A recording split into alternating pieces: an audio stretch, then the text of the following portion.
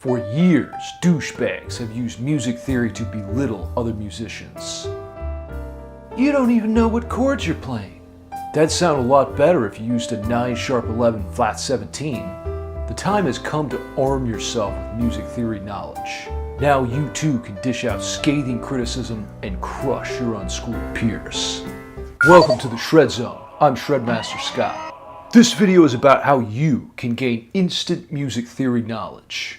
In this tutorial, I'll explain everything guitarists need to know to become music theory monsters. There are 3 main components to music theory: intervals, chords, and keys. In a moment, we'll unpack each of these concepts, and more importantly, how you can use them to impress the babes. Because that's all that matters. If you'd like to know everything there is to know about guitar, music theory, and girls, subscribe to the Shred Zone. It's gonna change your life. Now, why give a f*** about music theory? By learning music theory, you gain a better command of the musical language. It's important to remember that music theory is simply a way to explain the sounds that we like, not a set of rules telling us what we can't play. Let's take an example. You're jamming on Sweet Child of Mine.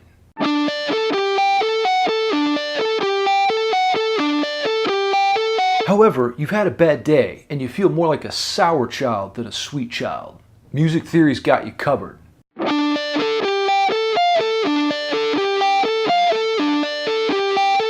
And there you have it. Without music theory, you'd be stuck playing happy music when you're pissed.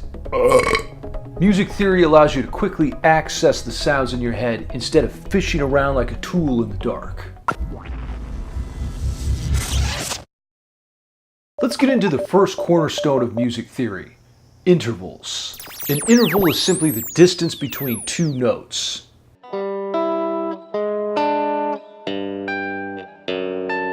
Let's check out some intervals in popular music.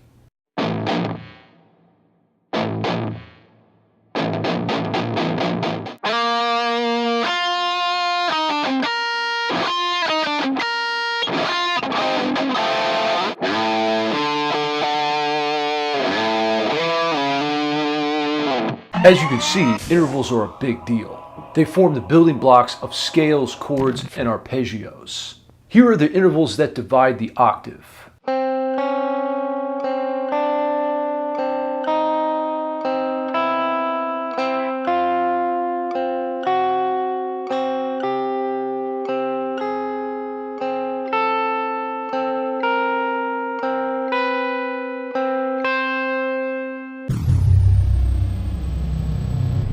Using the tab, try out each one of these intervals for yourself. Let's move on to the second music theory component: chords.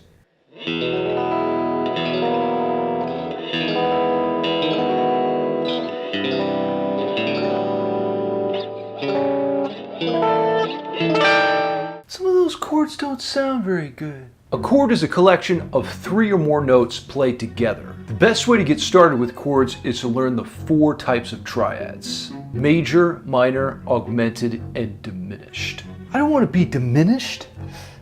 Let's have a look at each one.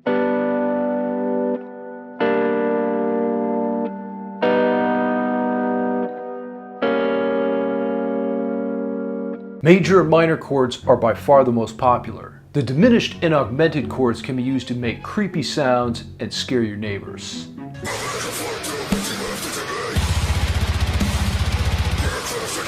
In addition to playing these intervals, try downloading an ear training app like Guitarists.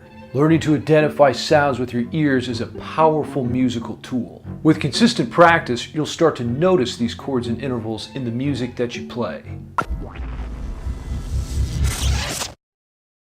Last on the list of music theory basics is keys or key signatures. The musical keys are represented by a diagram known as the circle of fifths. Here, you can see the number of flats or sharps in each key. Don't make me get sharp with you.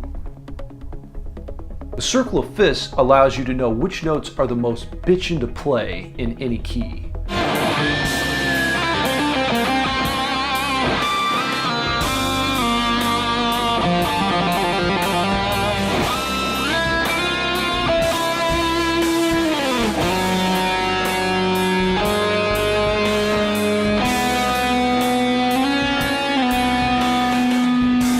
don't want to look like a loser in front of the chicks.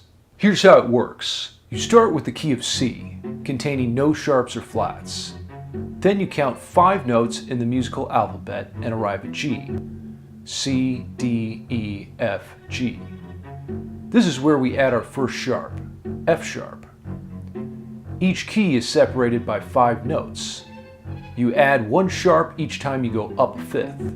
Each successive sharp is also a fifth apart, hence the term circle of fifths. You're killing me, Shred! If this all seems terribly confusing, just take one step at a time. Start by memorizing the first 5 keys in the clockwise direction. The sharp keys are all guitarists care about anyways. The 3 main pillars of music theory in this tutorial are intervals, chords, and keys or key signatures. Now that's a crash course in Music Theory 101. Email me for the tablature to practice each concept. For more epic guitar instruction and key advice on how to score chicks, subscribe to the Shred Zone. That's what I want.